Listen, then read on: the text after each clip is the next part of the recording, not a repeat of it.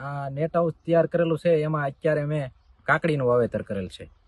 આ મેં બીજા નેટ હાઉસમાં કાકડી જોયેલી ને તો ત્યારે મને એમ થયું કે મારે કાકડી બનાવવી છે અને ત્યાર પછી મારે આમાં ધ્રુવ ઉછેર કરવાના છે.